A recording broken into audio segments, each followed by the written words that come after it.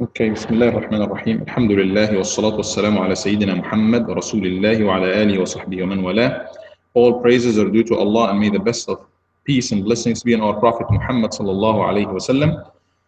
I got a suggestion last time from Sister Farida. I'm not sure if it was suggested by some sisters that why don't we start talking about Ramadan and fasting since it's approaching already. And subhanallah, I was I know the dates already and everything, but I was stunned today to know that it was the first of Sha'ban. I was thinking this morning, oh, it's just like 30 days, less than 30 days for Ramadan. So yes, this is the time to talk about this, inshallah. Ramadan and fasting is one of the pillars of Islam, and we need to prepare ourselves for the month of Ramadan spiritually and studying fasting and studying the rules of it and spirituality of it, and even anticipating the month of Ramadan and waiting for it and preparing for it so we get the best out of it, inshallah ta'ala. We will be discussing it for the next couple of times, maybe 3 times or so. When we talk about fasting, as-siyam, in Arabic it's siyam or sawm, from sama, sad, alif, and mim. And this very stem in Arabic, siyam, means or refers to the act of abstaining. When somebody abstains from something, refrains from something, whatever it is. In Arabic, refraining from something means siyam, the linguistic meaning of it. And that could be abstaining from food, could be abstaining even from talk, as Allah said in the Quran. Sayyidah Maryam, He said in Surah Maryam, Inni nadartu lirrahmani sawma. That's Sayyidah Maryam, Mary, she said, I vowed to Allah, the Beneficent, to make sawm. And then she said, فَلَنْ أُكَلِّمَ الْيَوْمَ إِنْسِيًّا. I'm not going to talk to any humans today. So that was the kind of fasting, abstaining that she vowed to Allah. She is going to refrain from talking. So linguistically, fasting means to refrain from something, to stop doing something, to abstain from something. And then the Islamic meaning of it, it refers to some special action or an act that we do. What is this act? We refrain from something. We abstain from something. What is it that we refrain from? And how do we do it exactly? We refrain, it refers to abstaining from breakers of fasting. Anything that breaks fasting. It's not only food. Could be other things that we will discuss later. So we refrain from anything that breaks fasting. From when to when? Not from sunrise, because some people think it's from sunrise. It's wrong. It's not from sunrise. It's too late. It's from dawn, and dawn in Islam, dawn in general is sometime before sunset, before sunrise. So we refrain from anything that breaks fasting, as we will study later, from the beginning of, from the dawn up until sunset, with the intention. With the intention. We do it for the sake of Allah. We don't do it to lose weight, and that will come as a plus with the package of fasting. But we do that, we abstain from the breakers of fasting from Fajr, dawn up until the sunset, with the intention to do it for the sake of Allah subhanahu wa ta'ala. When was it made obligatory? We are studying Tariq al-Tashri' or the history of Islamic law, and if any of you attended with us, we said that Islam did not come as one shot. The rules of Islam came gradually in graduation, where Allah subhanahu wa ta'ala gave us salah and gave us adhan at certain time. Another year He gave us the zakat. Throughout the 23 years that the Prophet ﷺ, ever since he received the ministry of prophethood up until the end of his life, until he passed away. So fasting was made obligatory in year, anyone will give it a guess? After Hijrah. It was made obligatory after the migration of the Prophet. First year or second year, one of those 2 years. It was in the second year. Second year after Hijrah, in Sha'ban, which is the month that was right before Ramadan, this month that we are in, Allah made it obligatory. Next month, or He said, Shahru Ramadan, in the month of Ramadan from now on, it's obligatory on you to fast. فَمَنْ شَهِدَ مِنْكُمُ الشَّهْرَ فَلْيَصُمْ. Whoever attended this month, he should fast it. It was made obligatory by the ayah, the verse in the Quran Ya ayyuha alladhina amanu, addressing the believers, Allah said, "O you who believe, fasting is prescribed for you as it was prescribed for those before you, that you may attain taqwa." So it made like ordained for you, prescribed for you, obligatory on you. It is made obligatory on us as one of the pillars of Islam. It was not, we know that Muslims are not the only religious group that fast. Nations before us, religious people before us, Christian, Jews, they know fasting. It's a little different, but it was there, known to nations before us. But doing it in the month of Ramadan in this way is only something specific to Muslims, that Muslims do. So many ayat in the Quran are talking about this, and a hadith of the Prophet ﷺ. One of those hadith, بُنِيَ الْإِسْلَامُ عَلَى خَمْس, the most famous hadith, when the Prophet ﷺ said Islam is built on five. And he said, number one, shahadatu an la ilaha illallah, testimony of faith that there is no God except Allah, and that Muhammad is the messenger of Allah. And number two, establishing the prayer. Number three, giving the zakah. Number four, al-hajj. And number five, sawm Ramadan. One hadith mentioned hajj before fasting Ramadan. Another hadith mentioned fasting Ramadan, and finally hajj. So those are the five pillars of al-Islam. And also another hadith, one Arabi, one Bedouin came from outside Medina, not aware of Islam. He accepted Islam, but he doesn't know much about it. So he asked the Prophet ﷺ, tell me, what did Allah make obligatory on me as far as fasting? And he said, only the month of Ramadan. So the obligatory fasting on us Muslims is the month of Ramadan, but we can fast at other times, but this is not, this is extra fasting. You can do it, you take the reward for it, but it's not obligation on you. If somebody is, decide not to fast, he is just like if somebody's taken one of the pillars of this, pillars and pillars of this building, you are destroying the building. So there is such an importance of practicing those five pillars of Islam, especially salah and fasting, siyam. Obviously, if the person can do, unless the person has any other excuse or anything, that's a different story. And we see a lot of wisdoms, a lot of secrets, a lot of benefits for fasting. And we might talk about this today. First of all, yes, there is a lot of benefits of fasting, but we do it not only for the benefits.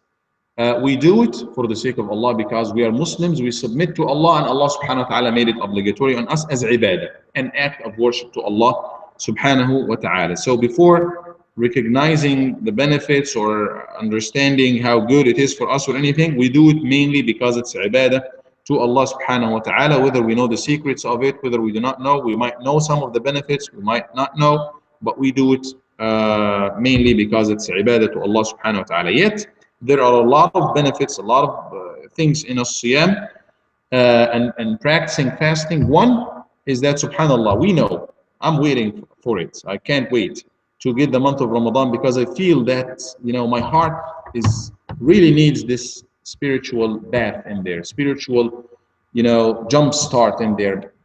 Because we feel it in the month of Ramadan, prayers and fasting all day to Allah subhanahu wa ta'ala, and coming with the Muslim brothers and sisters. A lot of good things happen during that month. The focus is on the soul, the focus is on the heart. So one of the main benefits of it is that it awakens the heart of a believer, gets you closer to Allah subhanahu wa ta'ala, elevates you higher to the level of watchfulness. You really, every day we're thinking of Allah, every day we're making dhikr to Allah, every day Allah is such, present in our life, and we can feel that by our heart. So it's kind of jump start for our heart to make it alive again with dhikrillah and remembrance of Allah subhanahu wa ta'ala. Allah subhanahu wa ta'ala wants also to give us, special opportunity in Ramadan by giving us a season. It's a season for obedience. You need to come back to Allah subhanahu wa ta'ala. You need to make up for whatever you missed, and you need to surpass your peers by doing more and more of actions during that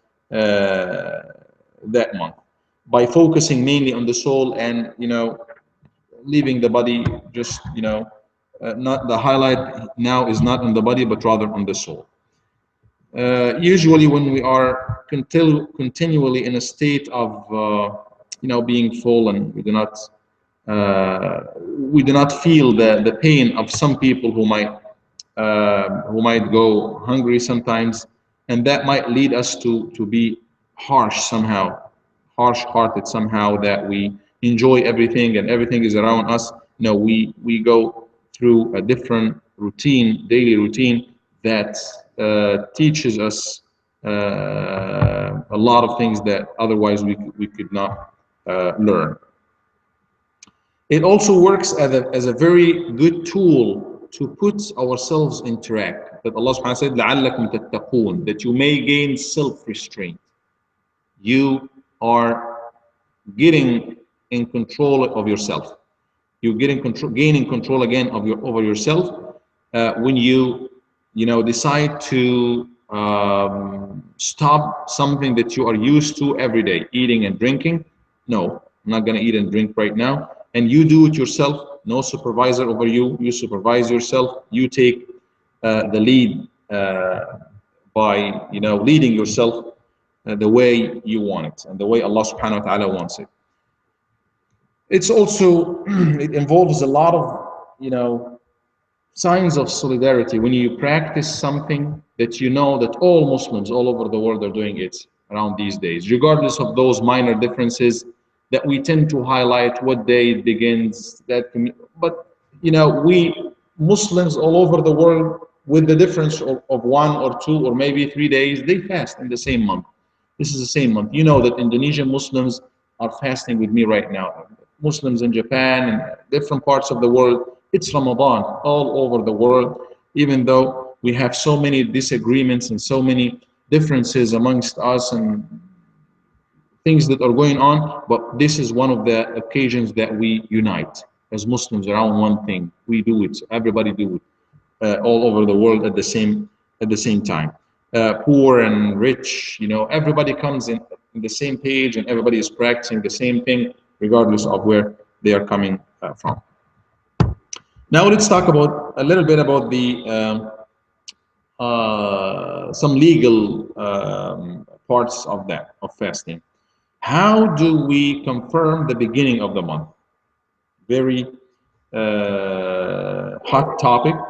In the hadith of the Nabi sallallahu alaihi wasallam, in the ahadith, it's either one of two things. You either sight the moon, as it was coming right now. I saw the moon. It was just in front of my eyes, just a baby moon, the crescent. I mean, the new crescent, a 1-day-old crescent, and it's amazing. Everybody is waiting for it, and all people around the world next month, especially next month, will be going to sight it, and it caused all of these differences.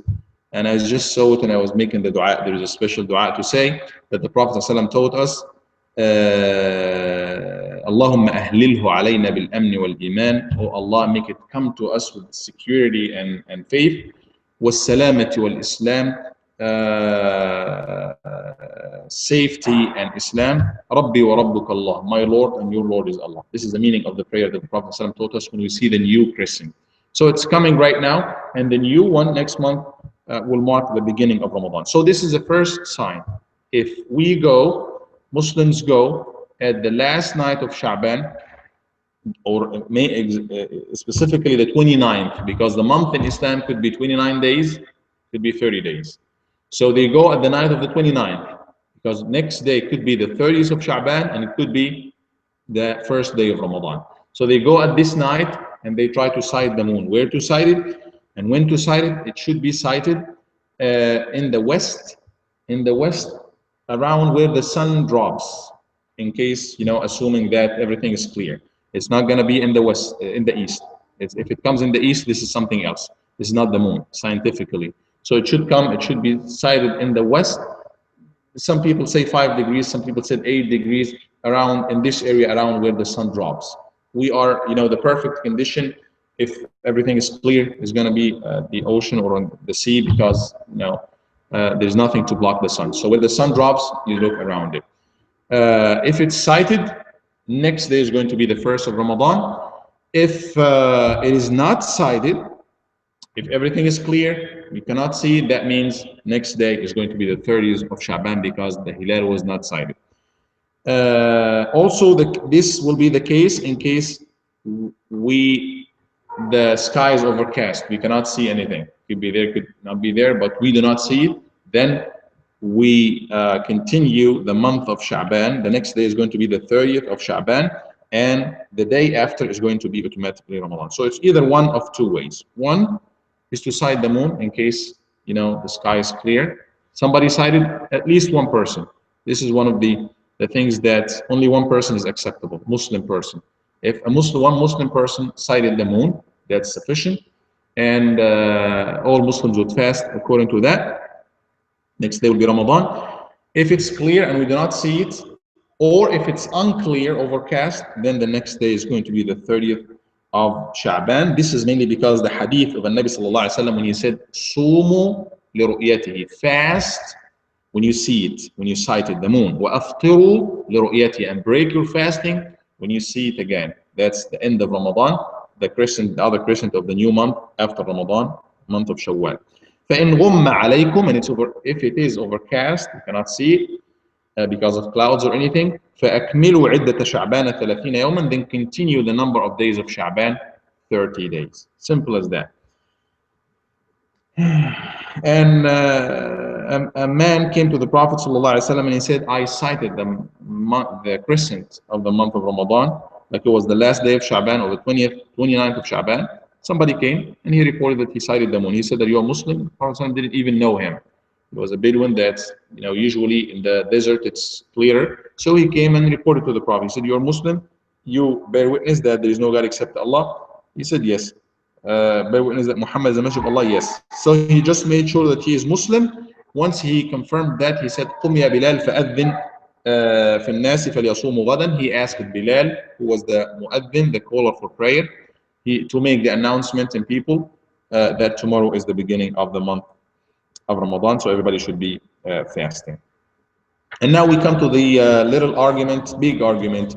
Who is it binding for everybody to fast? Let's assume somebody saw it in one Muslim country. What about the next Muslim country? We have two groups of scholars. One group that believe that once it is cited anywhere in the world, all Muslims should fast, regardless of those borders, because those borders are man-made borders. It's Allah created as one land. All of it is earth. But then I draw a line here and say this is America, this is Mexico. I mean, what is the difference? This is one view in here, and they say that mainly because the Prophet ﷺ said "Sumu," addressing whom? He said "Wow." This "Wow," when he said "Sumu," you collectively, he is speaking to the group. Well, Jama'ah, you group fast. Is he only talking to the companion, or is he talking to who? He's talking to the Muslims in general. You Muslims fast when you see it. So if it is cited, then all Muslims, obviously, according to this view, should fast. Other scholars believe that, no, actually, it should be only the locality of that people who saw it that should fast, but other localities, it's not binding for them. Maybe this would have been accepted in the past, since when there is no tools to communicate. So somebody in Syria would not know whether the people in Yemen, 1,000 miles away, have cited it or not. So basically, they didn't have the tools, so they had to go by everybody by their own local citing. We believe that the global citing, they call it global citing, is the correct one. So if it is cited anywhere in the world, then it's binding to any Muslim everywhere in the world to fast on the next day, if it is possible, because sometimes it's not going to be possible because it's already day. Like say, for example, we cited here in Panama City at Maghrib time. That means next day is Ramadan for us, but it's already the next day in Japan, for example, or in other parts in the eastern part of the world. Another little thing in here is there could be mistakes. Somebody could cite the moon, but he's not a prophet. He doesn't, he's not infallible. Nobody's infallible. He could have cited something different because the sky is full of so many shades and stuff. For the people in the past, that was their life. They were experts by default without studying it in schools or anything. That's their GPS way of life. They used to travel north and south, east and west, just looking at the stars. They know where is that. They know this is the names of each star in the sky. They know this is the moon. They can differentiate. But nowadays, we cannot really differentiate by just looking. So you could expect some witnesses to make mistakes. So we have to use another tool to verify the testimony. How to verify it? We have tools nowadays that if the moon, we know from science that tells us if the moon is born or not. And this is somehow technical. For those who are interested, they can study more about this. It's more of physics and astronomy.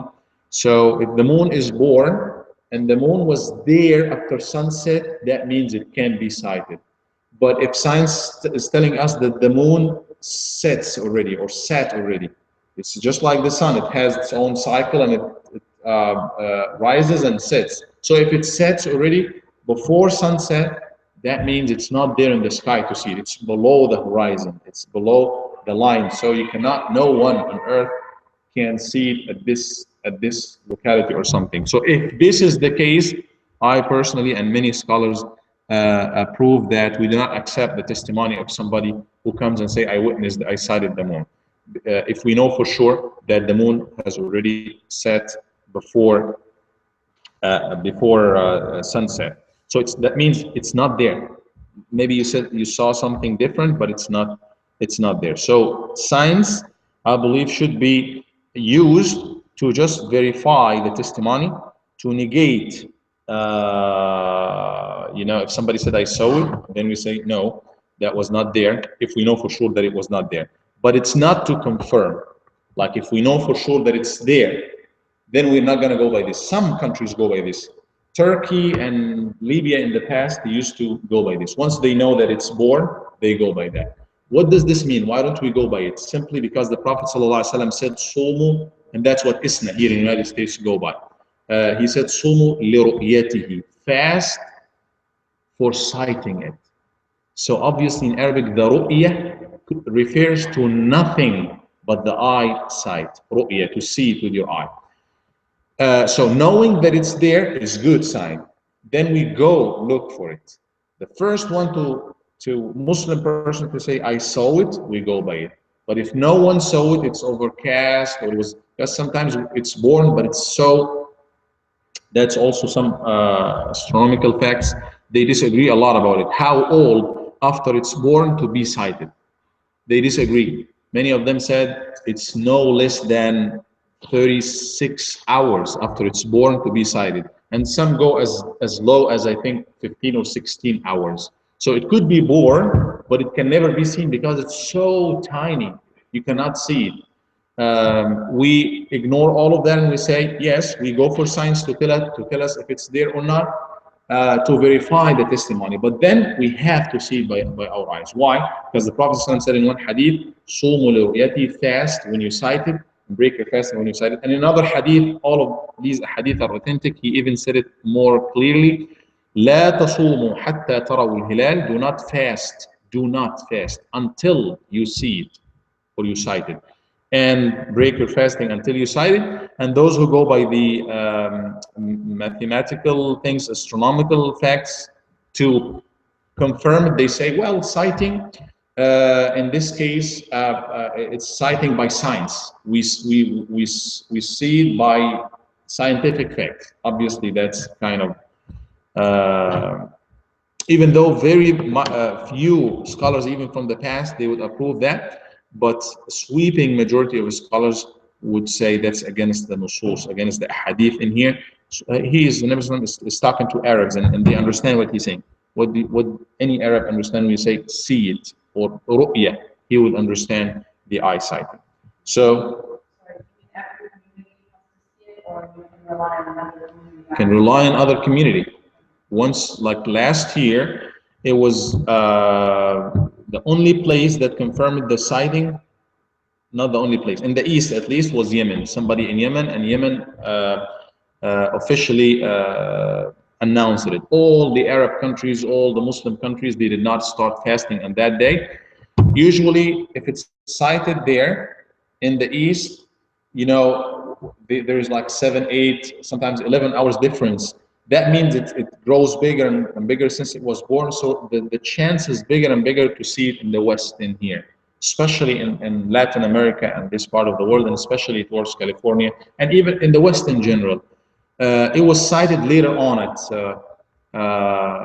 for us here, it was after Isha, late after Isha, but it was still in the West Coast, still early, so they cited it also in a couple of other places. But once I got the confirmation from Yemen that somebody cited it and they officially started it, I put the numbers of the different cities of Yemen to make sure that the moon was born, and I was sure that it was born. There was in most cities, it was born, and it was there after sunset for 3 minutes. Many scholars would argue that this is not enough to see, but again, they disagree much about them. What's the sufficient time for the crescent to be there after sunset to be seen? We ignore all of that difference and we go by just what's agreed on. It's there in the sky. If you ask them, there is a chance to see it. Yes, very slight chance. Fine. We would not take the disagreement, but we would go by, it's there in the sky. There is a chance to be sighted, even though it's slight chance. Somebody sighted it. We approve that sign. Yes, that I usually do. I'm not going to take this testimony. I'll just reject it because simply it's not there. And this is something from in Islam. There's things, Islamic rules. There are things that are far'iyya, open for discussion, controversial, and there are things that if there is no other way you could, it could, like Allah is one. Somebody said Allah is two or three. No, there's no way. But this is something fixed. Other things that are not fixed, the rules, shall I raise my hand like this in prayer or not? All of these are open for discussion. Same in most, if not all, the other sciences, including astronomy. In astronomy, I made a deep research in that when I was in North Carolina and discussed it with a lot of astronomers and professors of astronomy. They have certain amount of knowledge that there is no disagreement about it. That's fixed. One of them is whether the moon is born or not. All over the world, this is a set fact. Because once the moon, there is a line. Once the moon passes this line, it's born. So that there's no two opinions about it. But there are other things that has opinions, like how old after it's born to be seen. They would disagree much about this. We ignore this disagreement. How high, what's the degree above the horizon line that should be, seen? They would disagree much about that. We ignore all of that. So I don't want to take you to the deep things in there, but basically we go by citing the moon. Let's talk now about shurut wujub al-siyam, the conditions for the obligation of fasting. For fasting to be obligatory on somebody, what are the conditions for that? There should be some conditions in there for fasting to be obligatory on someone. First, he should be a Muslim. Fasting is not obligatory on somebody who is not Muslim. Actually, they will be held accountable about fasting and other things in the hereafter. But here, even if they fast, their fasting is not accepted. If they fast with Muslims the 30 days, just like Muslims do, they don't take any reward at all because he didn't open the account here. So if you just go and drop money every day, every day in certain box that's not yours, you don't take nothing because simply it's not. You have to apply, open an account first, and then you can drop all the money in it. So you should be a Muslim before the fasting is obligatory. At-taklif, taklif means in full capacity. A person should be in full capacity, which involves two things. Should be an adult, reach or attain the age of puberty, and in sane mind, in sound mind. If somebody is young, did not reach the age of puberty yet, that means it's not obligatory. Which does not mean that we just leave them. No, we teach them from early age, maybe a couple of hours a day, whatever they can take. But then in Islam, once the person reached the age of puberty, this is a full person. Whether you call him or her a teenager, still very young, this is a full person in front of Allah subhanahu wa ta'ala. All the obligations of Islam apply to him or her. they just like full 100% full person in full capacity in front of Allah subhanahu wa ta'ala from the time they reach the age of puberty. And what if they reach the age of puberty but they are not in full sound mind? They have some mental issues or problem. No, those are not, it's not obligatory on them. Hadith of Nabi sallallahu alaihi wasallam, رفع القلم عن ثلاثة. The pen is raised from three. Pen that records the actions against you or for you. We have angels that takes account of everything that we do. He said that does not apply to three people: the sleeping person until they wake up, until he wakes up; the young person until he reaches the age of puberty; and the insane person until he becomes sane again. So conditions for fasting to be obligatory: number one, a person should be a Muslim. Number two, in full capacity, which means involves two things: reach the age of puberty, an adult, and in a sound mind or sane, mind that's full capacity to fast. Number three, al-khuluwu an al-a'dhar al-mani'a. The person should be free from any of the excuses or things that prevents the person from fasting or gives the person concession to break the fasting. What are those? A person should be free from, in case of women, for example, should not be in the period time or the bleeding after birth, because during the period, the monthly period, the menses, a woman cannot fast. Bleeding after birth, she cannot fast as well. Even if it happens just at one portion of the day, she was fasting, started the day fasting, and then the blood comes, and she knows this is the menses, then she cannot fast. She has to make up for those days later on. Number two, if somebody is in full coma in the full day, in the whole day, for the whole day, from before Fajr up until after Maghrib, they were just in coma. That's not going to count as fasting for them. But if they wake up even for one moment during the day, that counts for them. The person should be also free from any of the excuses that makes it legal for him or her to break fasting. Like somebody is sick. Allah subhanahu wa ta'ala gave an excuse for a sick person to break their fasting. What kind of sickness? Is it just like little coughing, or what kind of sickness? The scholar said the sickness that will make it, it will be an excuse, count as an excuse for a person to break the fasting, is the sickness or illness that causes big harm, or a lot of pain, or a lot of anxiety, and make the person really uncomfortable to do that. Number two of the excuses is traveling. If somebody is traveling, that makes the person, he got the excuse to break fasting. You can break fasting if you travel a distance that's no less than 83 kilometers, which is like around 50 miles, specifically 48 miles. If you travel for 48 miles or more, you have the permission to break your fasting if you decide to do so.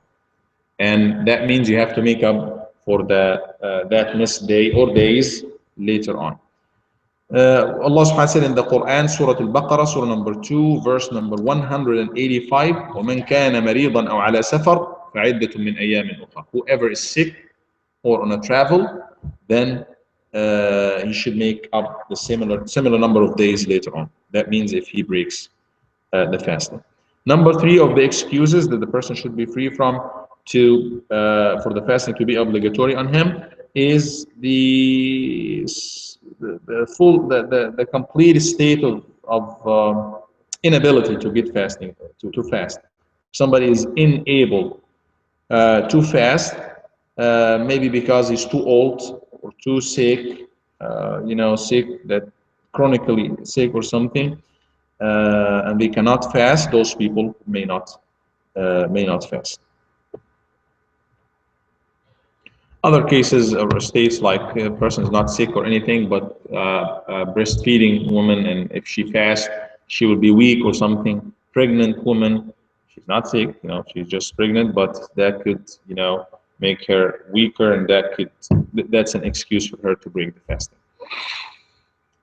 But for that's the conditions for fasting to be obligatory. What are the conditions for fasting to be obligatory? Again, the person should be a Muslim in full capacity, which means that he is adult and sane in mind, sound mind. Number three, free from any of the things to prevent the person from fasting or give them permission or excuse to break the fasting, like period or the bleeding after birth or coma during the entire day, or the other excuses, somebody is sick, traveling, unable to fast because they are too old and they cannot fast, or any of the other excuses.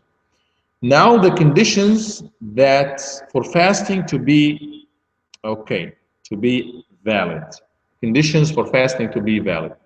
We said that those are the conditions for fasting to be obligatory. What if we said that the person should be an adult? What if somebody who is a child who fasted? It's not obligatory, but is it okay for them to fast? Yes. Is it valid? Yes. Are they gonna take reward? They will take reward for that, or the reward will go to their parents. So the condition for fasting to be sound, to be valid, a person should be Muslim, should be in full mind, sane mind, because if somebody is unable to, like Majnoon or something, he doesn't know what he's doing, that doesn't make him in capacity to do anything. And again, to be free from all of these things to prevent him from fasting. Now, let's move to the pillars of fasting. When we talk about the pillars, the very basic things or components of any action. The basic components of fasting are two, only two components. For fasting to stand, to be there, we have to have two things. What are those two things? Number one is needed for any action, which is it's needed for any action. Before you do any action, so that it will be acceptable by Allah subhanahu wa ta'ala, you should have what? Intention. So you should have the intention to fast. You should have the intention for fasting. Number two is to do what? What do we do in fasting? We don't do anything. We just abstain. So we abstain from anything to break fasting. Intention and abstaining from any breakers of fasting. Those are the two pillars to make anybody fast. Somebody is fasting. What does it mean? He got the intention to fast, and they are abstaining from anything to break the fasting.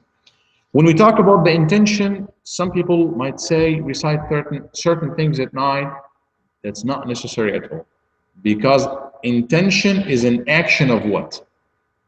Action of the tongue? Is it an action of the tongue? Is it? Or action of the heart? It's an action of the heart. Can I intend to do something without saying it? Yes, I intended in my mind, in my heart. So intention is an action of the heart, so there is no need to pronounce it. You may pronounce it if you choose, even though it's controversial, but it's basically an intention of the heart. It's not sufficient for somebody to say something with their heart if they did not mean it with their tongue, if they did not mean it in their heart. Let's say somebody is asleep and then just dreaming and they said, I will fast tomorrow. Does this make it an intention to fast tomorrow? It was said by the tongue, but does this stand as a good intention for him or her to fast tomorrow, the next day? Yes or no? He is asleep. Okay, dreams is kind of a whole different, world that we do not. It's good to get into, good to dream, but they are two different worlds. If somebody dreams, you can dream to have all the money of the world, but it's not going to be yours.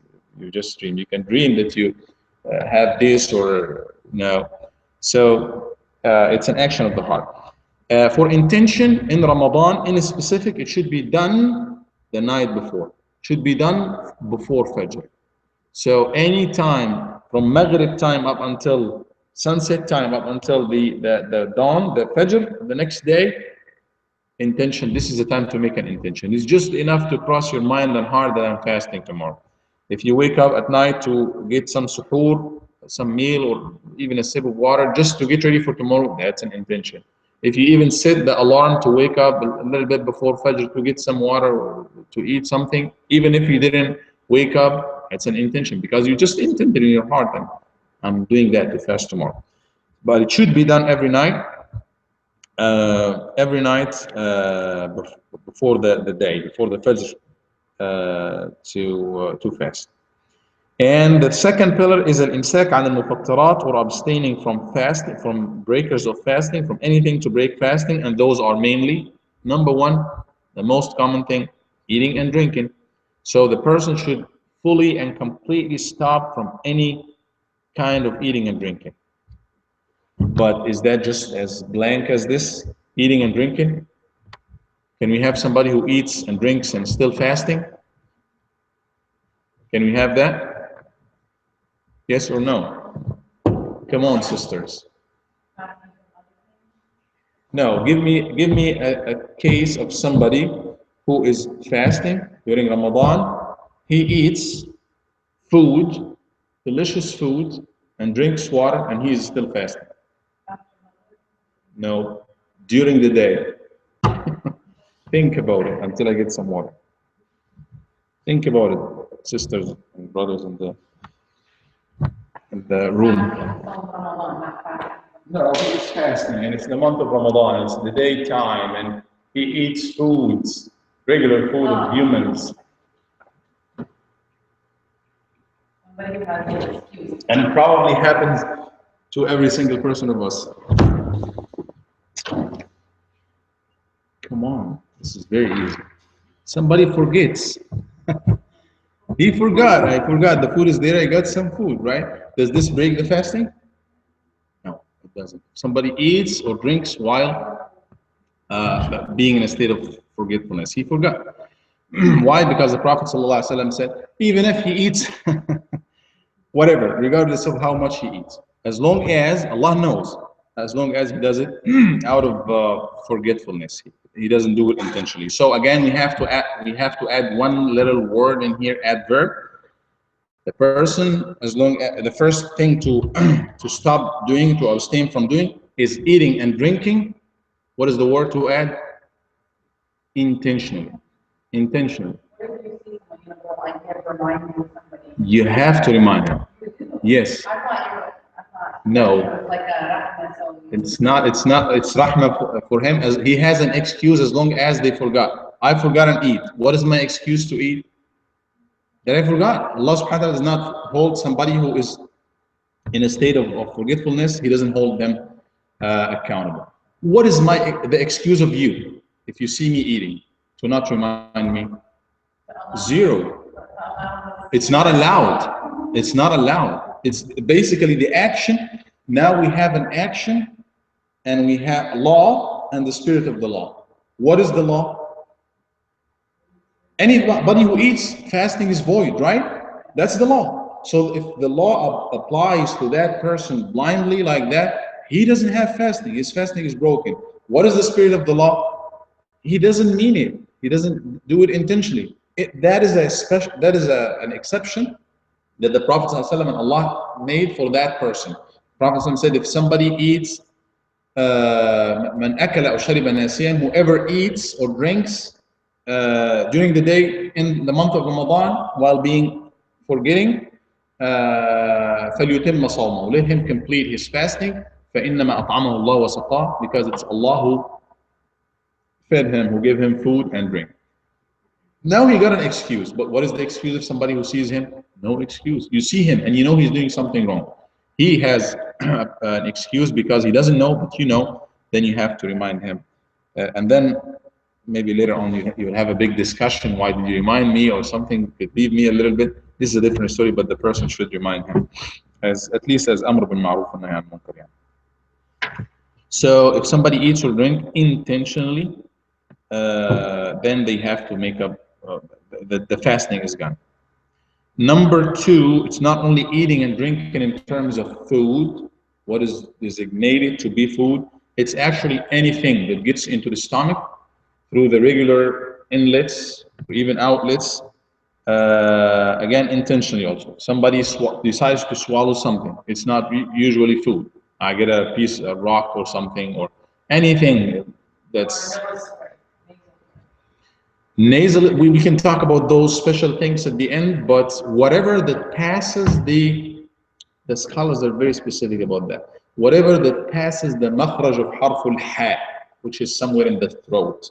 If anything passes that intentionally, then the person is fasting is void. Some of the nasal sprays might just, they have this disagreement about this in general. Some would say it's just like air that you smell and goes to the lung, nothing wrong with that. But some would say, no, it has body. It's not like air. It has some liquid in it, like germ for it, like, and that goes, that passes. And you can even, I guess for most of it, at least the things, the brands that I'm aware of, you feel taste for it. I use it sometimes, you feel the taste in your throat. So there's something that's getting in. Even if it's not food, then whatever passes that passage in there. But they will, believe it or not, they will give excuses for people like who get things like the heart, some of the heart disease. They get some pills under the tongue to go through the glands. Those will not break the fasting as long as they do not go through, the throat to the stomach. So anything that gets through intentionally, that will break the fast. Yes, it doesn't go through. So that is again an exception. It should, again, when something is made is like illegal to do, you should, there's a line for it. You should not, definitely should not cross the line.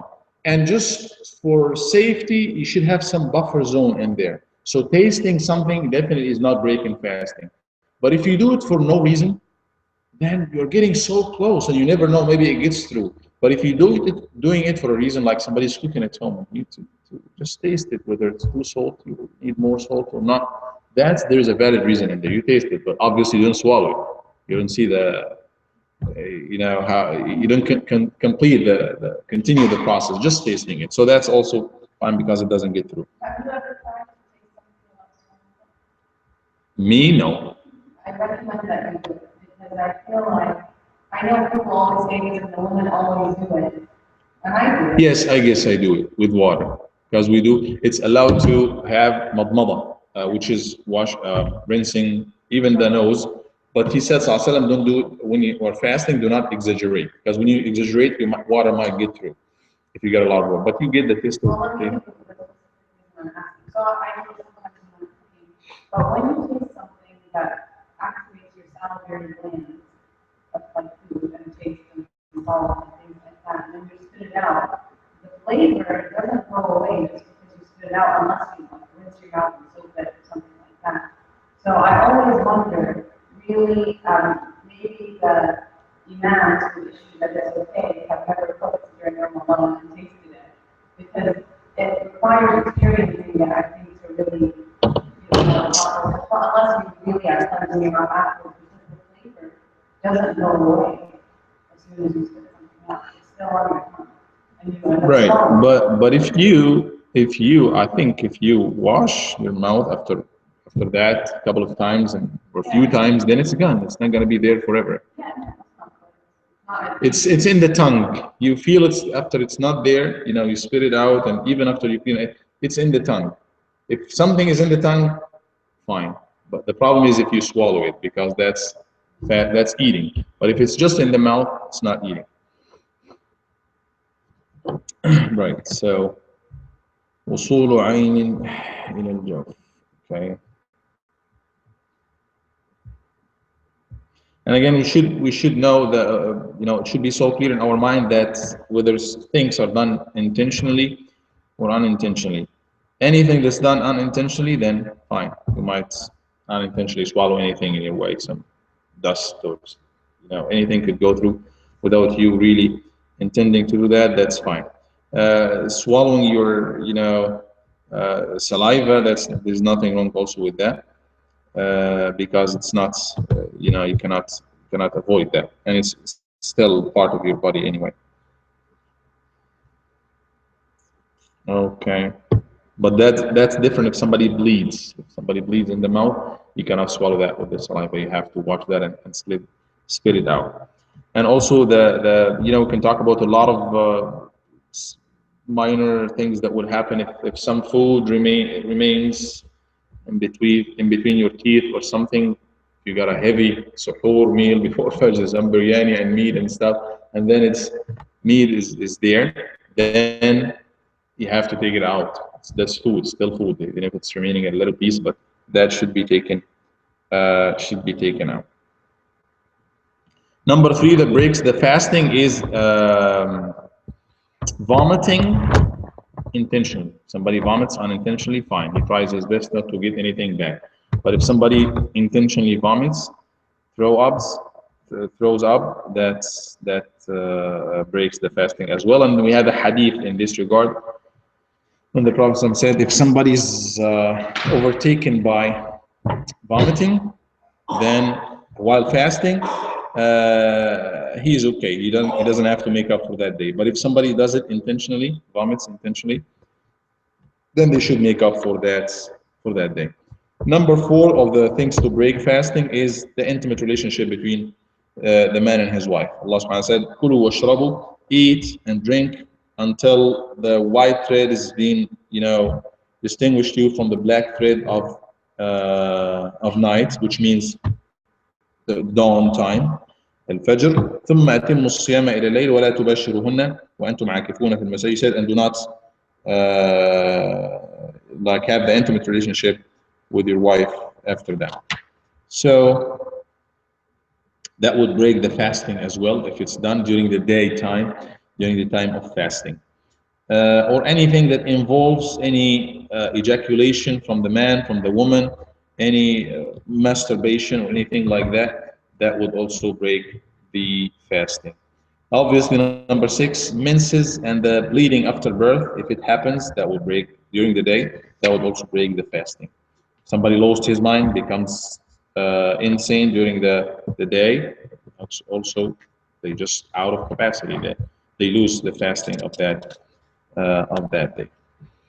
So those are a few things, or actually many things or if somebody left Islam, become non-Muslim during the day, then also that breaks their fasting. Any questions in here? No, he doesn't. He loses some of the reward of fasting because we are practicing to be in full, perfect or near perfect condition, calm and everything. But it's a test from Allah also that especially the first few days, you can get angry very easy because it's you're hungry and or at least that's what it is. I don't know what is the if there's any excuse or any science behind that, but usually you can easily get aroused while fasting, especially the first few days or so. But it does not break the fasting. You might lose some of the reward because you're not doing it perfect.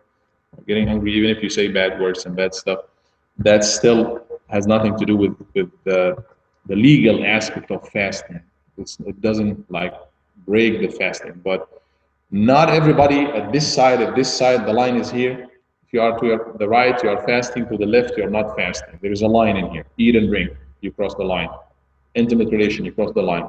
But it does not mean that everybody on this side are all at the same level. No, there is one at level one at level two, up so many levels. Somebody who's fasting is perfect and in control of themselves, do a lot of good deeds, reads Quran, everything. And somebody is fasting and it's just a matter of eating and drinking, and they just going regular, everything is regular, even abnormal. They do bad things. So those are, yes, fasting, but very close to cross the line. Okay. Any other questions? Next time, inshallah, we talk about the etiquettes of fasting and the things that are not recommended to do while fasting. One of them is this thing in here, to get angry. Any questions? Any comments?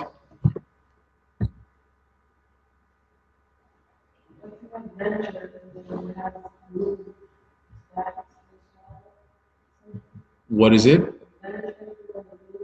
Okay. Well, again, it comes down to swallowing things. If you do that, I would say practically you would definitely swallow something, unless you right? Is that you mean when you go to the dentist and do some No, clean? that's not in red bed. Oh, okay. So no. And what is the matter with They that? have glue that keeps it in place. You swallow it. No. Again, the principle is you cannot swallow anything other than your saliva. You know, other than that, other than this, no. If you do it, or if you swallow anything, that's whether it's food or not food, if anything crosses this throat in here, then it breaks the fasting, affects the fasting. I thought you were asking about the dentures, those things. If you go to the dentist and do anything in there, usually you would swallow some water at least. Okay. Thank you so much. جزاكم الله خيرا وصلى الله على سيدنا محمد وعلى آله وصحبه وسلم. And we ask questions about Yes, we have some time.